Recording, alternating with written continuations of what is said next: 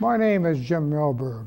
In August 1943, I graduated from the Air Force Bombardier School in New Mexico.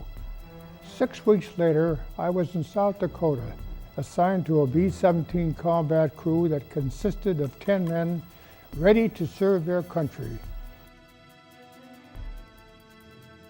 In mid-December, we took off from Newfoundland for Scotland in the European Theater of Operation. Our plane led the others as a weather ship. We were to relay back all pertinent information by radio.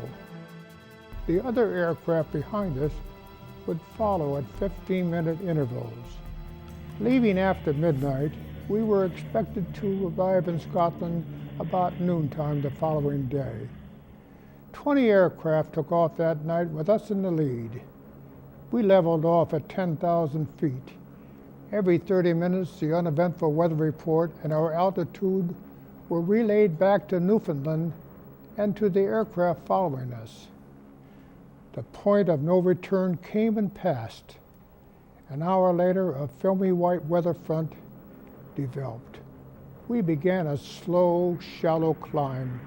Everyone went on oxygen. At 22,000 feet, we passed above a mass of ice crystals shimmering in our landing lights when we briefly turned them on. Sometime later, all 4 engines stopped. To avoid stalling, we began a steep descent. As our altitude diminished, the 4 propellers continued to windmill. However, at the lower altitude, the temperature had gotten warmer, so the pilots tried the engines again. They started with engine number 1. It burped a flash of yellow flame and a billow of black smoke before roaring to normal. Then, to balance the plane, engine number 4 was started, and we finally achieved a smooth run. We were now at 300 feet, boosting the 2 working engines to maximum performance and still going down about 20 feet per minute.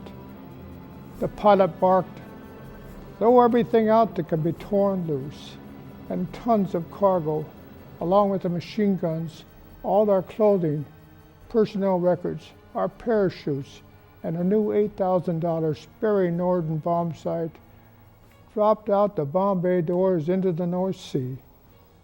Our descent stopped at 100 feet. Everyone huddled in the radio room, positioned for crash landing, knowing if we hit the water, we would not survive. The radio operator was notifying Newfoundland, "Dangerous, unstable icing conditions exist. Recommend all aircraft return to base." Our navigator was having difficulty finding our exact position, but thought we were about 600 miles from the nearest airstrip, a Royal Air Force base in Northeast Ireland. We were flying low. The radio operator suddenly reported, "2 aircraft behind us were going down to ditch in the sea." Soon after, the radio operator said, "Another plane ditching."